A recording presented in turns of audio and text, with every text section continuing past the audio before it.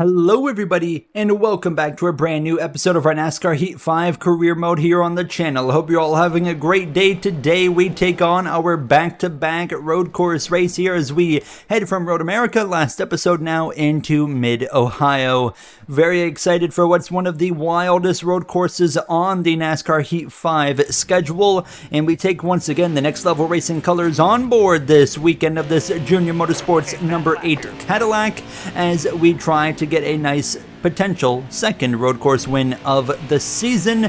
Road America didn't quite go how we wanted, of course. We had our struggles there, and I mean, we were fast, but we had just things go wrong, and then the final restart, Christopher Bell got myself in the 48, 3 wide into turn 1, takes the lead, and then I never was able to run him down and spun myself out trying to run him down. It was pretty embarrassing as we are looking just for a nice bounce back. We still had a great solid top 10 effort, and of course the big story is we of course saw Chase Elliott. I mean, we know that team was warned about, specifically Alan Gustafson has to clean it up on strategy. Well, guess what they did? They completely fumbled the strategy again, and they finished 25th in that race. So this right here, confirmed, is a make or break day for Alan Gustafson and the future with him and Chase Elliott.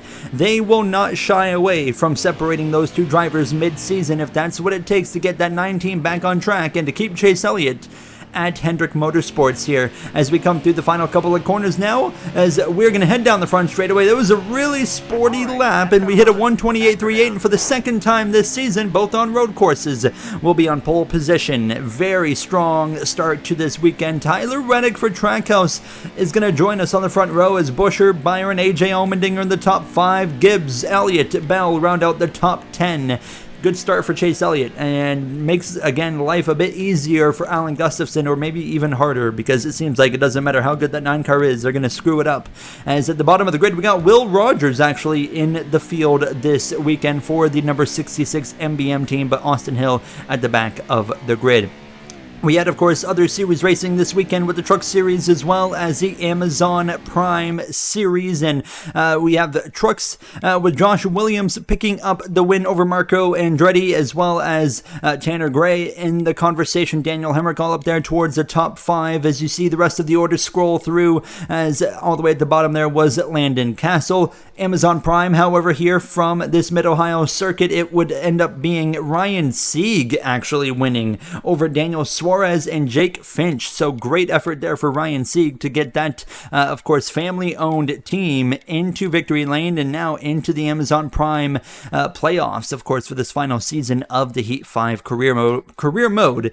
But now the focus is right here, Sunday afternoon, alongside Tyler Reddick in that number 1 as we look to hang on and get our second or third win of the season, second win in the last couple of races, and it's not going to be easy. Of course, Mid-Ohio is probably the wildest, like I said, road course that we have in NASCAR Heat 5, and there's always, like, for whatever reason, a really poorly timed caution in the middle of a pit window that completely changes everything, and you just have to hope you're on the right side of it here as we get ready to roll. A host of our teammate looking a bit slow this weekend, so we'll pay attention to that number 4's progress going forwards or backwards as we're alongside the Kubota Trackhouse number 1 Honda Civic of Tyler Reddick, who continues to elevate that team that's been on the back foot all season long to new heights. The green flag is out. We lead the way down into turn 1 here from Mid-Ohio for the BL Transport 225. Immediately as we exit turn 1, we are clear on these Next Level Racing colors as we head down this first straightaway towards turn 2. Here comes the number 17 Coors Light Machine for RFK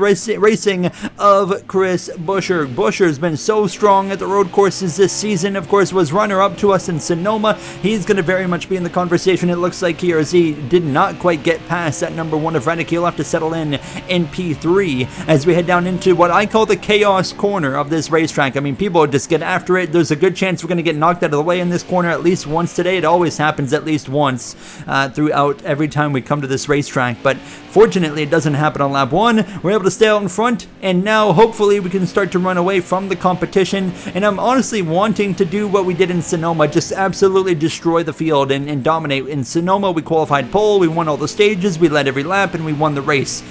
In my opinion, there's no reason we can't do it again as we come towards the end of lap 1, and of course, you see in the top left there, we got 6 laps of racing in this stage, so It's actually pretty close on fuel, as I believe you can get a maximum of 6 laps out of a fuel tank. So, I mean, we'll be pretty well just about out of fuel by the time we end the stage, if it stays green, that is, as we come through to the second lap now. And Chris Buescher is looking really competitive. He's actually been able to continue to scrap it out with Tyler Reddick and has been right on his back bumper, but Reddick still at least maintains P2 for now as we continue to just kind of monitor that. But unfortunately for me, lap 3 comes around. Chris Buescher has moved into the second position. He has cleared the number 1 of Tyler Reddick, but the question is now, does he have enough time to run me down? Does he even have the car to run me down? That's the next question. Sonoma, he was second all day long. He was able to stick with me, but he didn't quite have the car to actually get to me and pass me. Of course, he was really fortunate with caution timing in Sonoma that allowed him to have fresh tires on a restart against me at the very end of that race, but we were able to hang on nonetheless. But it certainly wasn't easy, as we are already into the final half now of stage number 1. 3 laps down, 3 laps to go, and just at this point kind of, you know, doing what I did in Sonoma, honestly, which was just hitting my marks, but not really, you know, pushing 100%, just making sure I'm doing what I need to be doing to get this car around the racetrack and just getting the stage win. Every playoff point we can get is super beneficial, and of course, we lead the regular season championship once again currently this season. It would not be a surprise if we were able to win it again, and that would give us an additional, 15 playoff points there as well, and every stage we're winning is an additional playoff point. Every race we're winning is an additional 5 as we come to 2 laps to go in the stage, and that 17's got speed. I can tell that Coors Light Ford Mustang's quick. Now to the final lap of stage 1, you can see the fuel light has come on, so it's certainly close, and you can see Buescher is about 1.9 seconds, 1.7 seconds back as Reddick, Allmendinger, Byron round out the top 5 as we go a bit deep here into turn 2. No big deal. Actually will allow us to really get a straight line exit and at least maintain the gap to about 1.9 seconds, but Buescher really reels me in a good 4 or 5 tenths of a second at least on that run there into turn number 3 every single lap. And then I'm kind of having my strengths of where I can pull a little bit in other portions of the racetrack, so it's a bit of a back and forth throughout the lap where I'll have some corners where I'm pulling away, and then there will be some corners where Buescher is reeling me in as well. The difference from here in Sonoma was that Sonoma, there was only really one corner where he was able to run me down and gain on me, and that was the final hairpin. Everywhere else I was at least even or running away, as the caution's going to come out right as we come up to the end of the stage.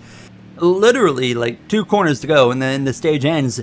Elliott in P6, Alan Gustafson, so far his job is being done, as we're going to come into the pits for tires and fuel. As you can imagine, I'm not really going to make any adjustments on this car because it's driving pretty good, obviously. So we'll get ready to go green for stage number 2. Jesse Love having a bit of a rough day. He's kind of running where he was with Richard Childress Racing. Reason for the caution was actually Brent Cruz in the 31. Tire down again for that 31 team as we get ready to command the field for the restart now for stage number 2. It's about to be underway. The green flag is back out, and now we're on the front row shared alongside that number 17 Coors Light Ford Mustang for RFK of Chris Buescher. We clear him into turn 1. We've got an additional 3 laps of racing here in stage 2. 9 laps. Buescher is going to come back at us. He'll be wheel to wheel on the run into turn number 2, side by side for the lead. He's going to break pretty even, but we now outbrake him and re-clear him into turn number 2. Thank you very much. We'll try to drive away now as he's going to be side by side in the background now. That's Allmendinger and that number 10 for Colleague Racing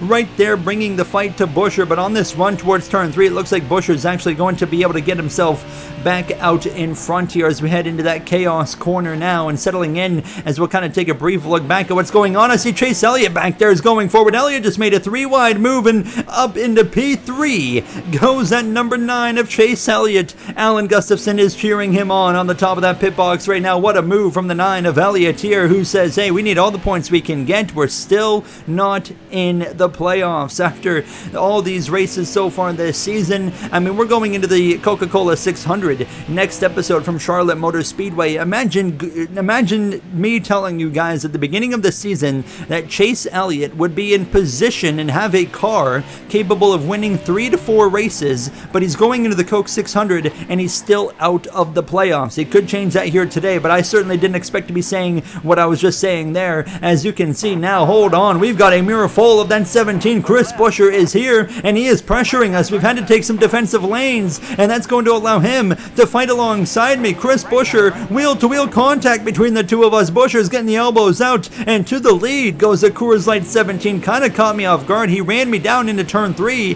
which is expected, and then he was just able to pounce on it, and he got through. So, new leader here of Buescher, and if he leads this lap, then that ends the opportunity for, of course, the same Sonoma dominance where we led every single lap, and it's not going to happen. Buescher is going to be able to maintain the lead here out of the penultimate corner through the final turn. He'll lead this lap, so there goes the opportunity to repeat Sonoma. Elliott's in P3 over Ty Gibbs, still in the 4th position, and Buescher, surprisingly to me, I mean, maybe not necessarily a surprise, but we are not running him down. He's actually opening up the gap right now, so he is now slowly just kind of edging away from this Next Level Racing 8 Cadillac for Junior Motorsports, and he's trying to get his first win in over a season-long winless drought as we continue to try and at least keep some pressure on the back of that 17 now. As what is Chris Buescher willing to do to get back to victory lane? He has been close. I mean, you think about the Charlotte Roval last season where he was leading and, of course, had a tire give out late in that race. He has been a lot stronger in the final bit of the playoffs last season. He's been a lot stronger this season, but it's really the road courses that he's been excelling at. He has been in the conversation to win at these road courses ever since the Charlotte Roval, maybe even Watkins Glen as well, as we now are approaching pit stop territory, by the way, as we come towards lap 5 of 9. We're in the pit window, especially when we hit 5 to go, so we can really pit at any point, but I'm just kind of monitoring what the 17's doing, and we've been able to maintain with this 17 of Buescher. Unfortunately, we aren't really getting to him, however, and you can see he actually opens up the gap over the next few corners as after I kind of put a rough stretch of corners together, but we're driving away from everybody else. Elliott's a good 5 seconds back, but he's still having a nice run in 3rd. He's doing what he needs to be doing today. That's the main thing. As now our field light comes on, do we pit now? I was kind of thinking do the opposite of Buescher at this point, and he's going to stay out, so we're going to come into the pits, and we'll see if we can maybe undercut this 17 Coors Light machine and maybe take the lead here and hang on for the couple laps to end the stage and win the stage. So we're going to come in, get 4 Goodyear tires on this car, and we'll get back out in just over 15 seconds as Allmendinger comes in right there in front of me. As now, there goes the 20. Christopher Bell spun around into turn 1. No caution. We stay green. That's good, because if a caution came out now, the stage would have ended, and we wouldn't have even gotten a stage point. Now, we would have been able to stay out, and we would have been leapfrogged to the lead of the race for stage number 3. So I guess they're a bit of a negative, but a big positive as well,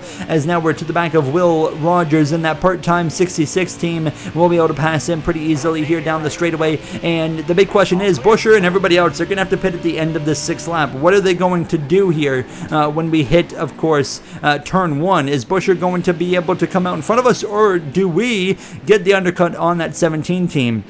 That's the big question that we're about to figure out the answer to, because Buescher is just now hitting the pit lane, as we'll be, of course, coming towards the end of lap 6, and everybody is coming in now, as we are going to be able to move into at least a 2nd position, but I think there's a chance we could get that 17 as we cross the stripe starting lap 7. Buescher's already out of the pit lane. There he is. Buescher has easily gotten out in front of us. He's gained time. That rarely happens, and that shows you the strength of the 17. I can't think of many times where I have undercut someone and ran a good lap and lost time. So that tells you right there, the 17, I think they've got a little bit left in the tank there under the hood. So it's not going to be easy today. Chris Buescher's in control. Chase Elliott maintains 3rd over Connor Zilish and Tyler Reddick, your top 5. Now, as at this point, the question was, could we maybe learn something? Can we find some time? Can we gain in on Chris Buescher at all before this race comes to a close, or at least stage 2 comes to a close, and with 2 to go in the stage, you can see the gap's really not changing a whole lot. So we come to the tail end of lap 8, starting the final lap now, and yeah, visually it looks like maybe we've gained just a tiny bit. We ran a 121 flat that time around, but obviously that gap right there is not going to be possible for me to make up here in the course of 1 lap. I mean, we've gotten a 1.5 difference. It doesn't even matter, because the caution comes out for the 2nd stage in a row on the final lap. And that will end the stage. As you can see, the rest of the order: Elliott, Zilish, Reddick, Allmendinger, Bowman in the top 10 having a nice run here. Larson as well as Chastain and Byron, as we're all going to pit for tires and fuel. And the reason, it was the 48 of Carruth losing a tire going around, and it's going to be another DNF for probably the unluckiest driver of all time in this career mode, as Austin Hill has stayed out at the end of stage 2. What in the world is this?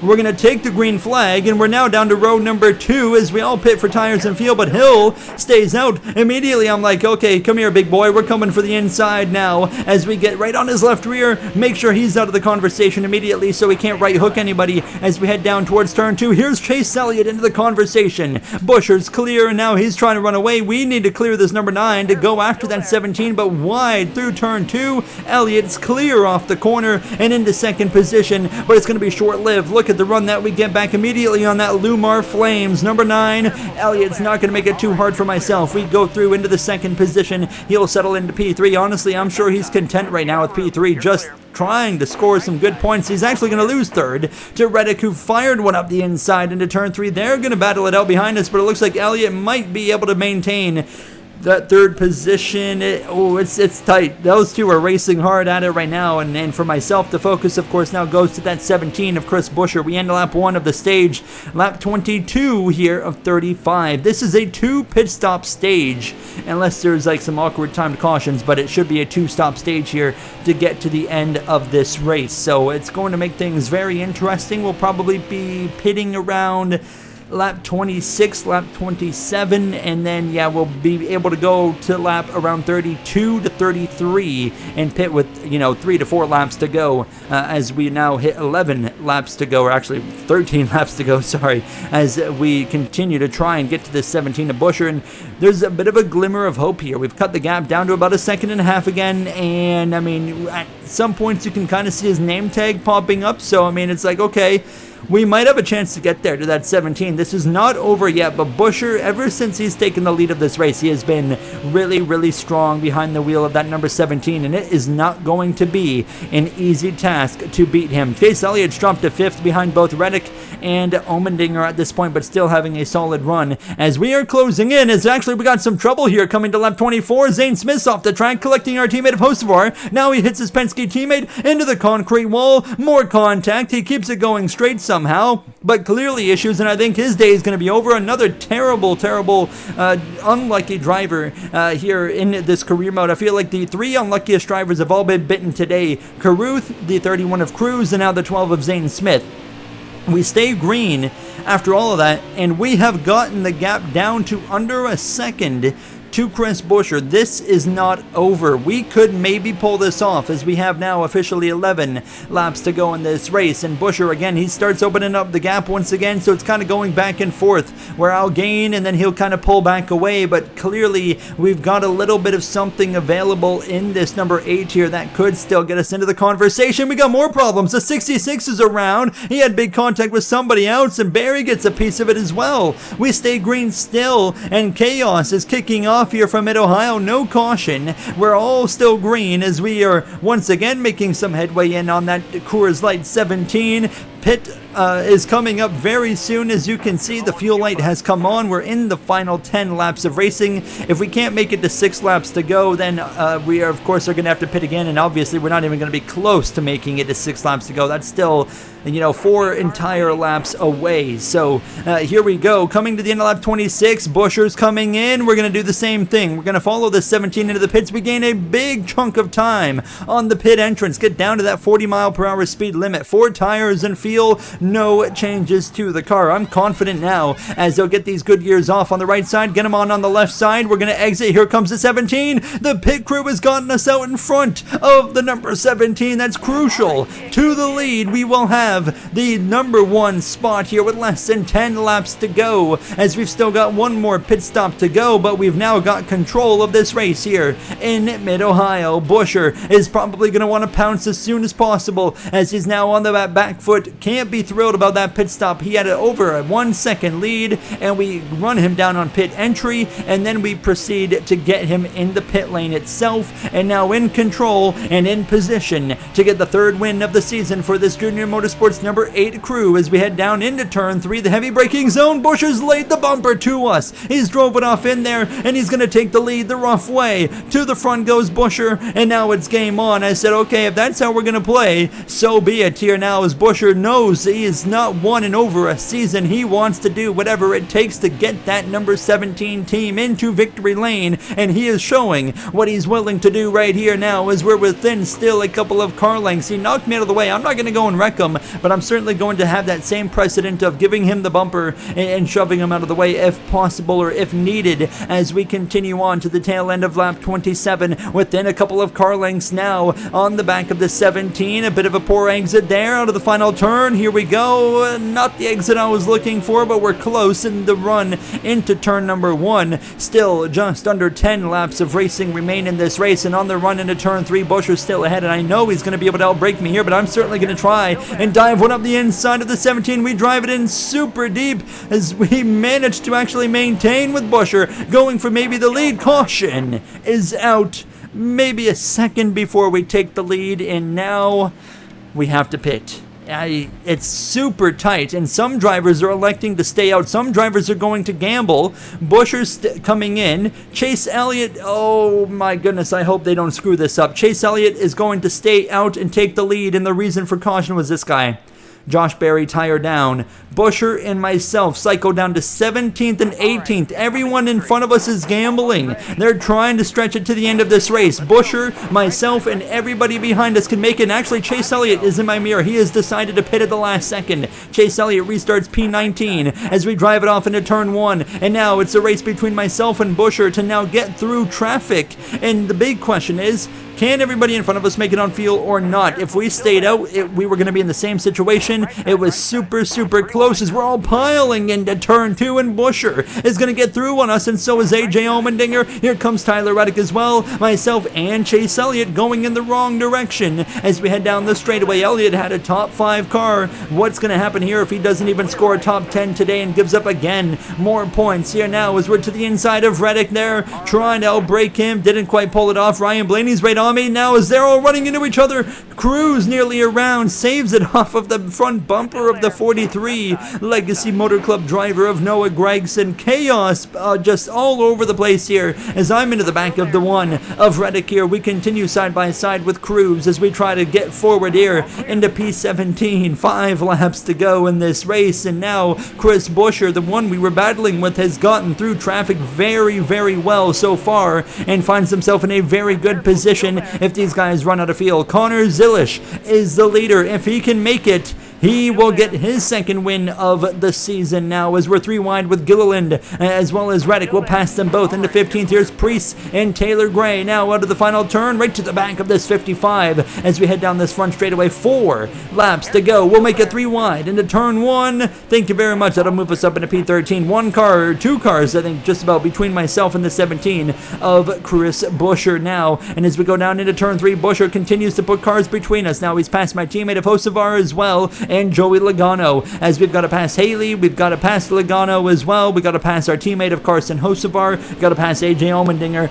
just to get to that 17. We know right now, no matter what, we're not in position to win this race here as we're struggling to get past some traffic. It's very difficult to make passes here in this kind of second sector just because of how tight it is unless you really want to rough up a driver, but nonetheless, we're going to complete the pass as Connor Zilish, he's out in front over Carson Kovopel.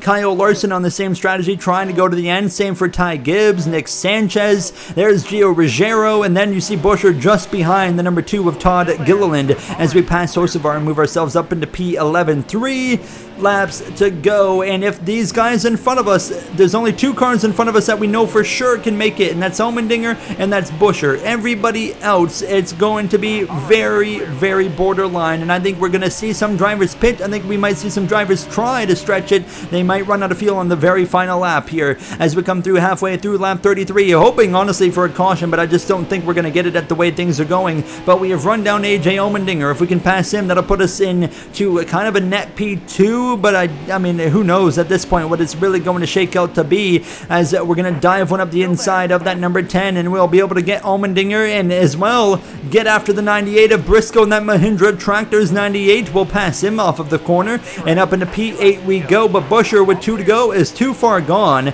We're not going to be able to run him down. We'll pass Gio Ruggiero down the straightaway, one of the Rookie of the Year Cup contenders, as we head down into turn 3, moving us up into P7, as now as Connor Zilish continues to lead the way. Ruggiero right to my back bumper, but Zilish coming to the final lap is in control. Does he stay out? This is going to be the moment of truth. No, Zilish is pitting. He's out of field. Carson Kovampel is going to take the lead. He's going to try and stretch it, same as Gibbs. Larson's running out. He's in as well. Busher's now in P3, as you see myself on the back of Nick Sanchez as we come through to the final lap, and suddenly we have Andretti Global, Carson Kovampel, one of the rookies, leading the way, trying to stretch it on field. We pass the 26 for 4th, we slide, we overcorrect and run off the racetrack, save it, but we lose the spot back to the 26 of Sanchez. At this point I am driving over my head, and you're about to really see it on displays. I just sail it off into turn 2. I swear I was not trying to just knock the 26 out of the way.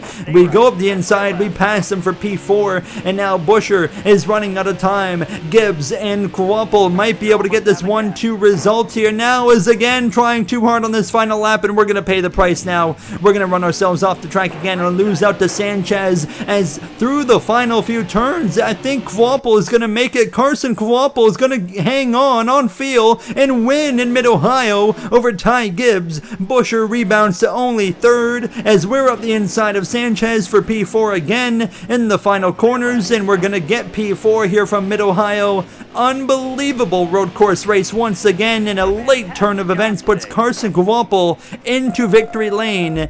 But hold on, not into the playoffs, because he is not in the top 30 in the standings. So he is still going to have to be in the top 30 to make the playoffs, and he's not in it yet. Where did Chase Elliott end up?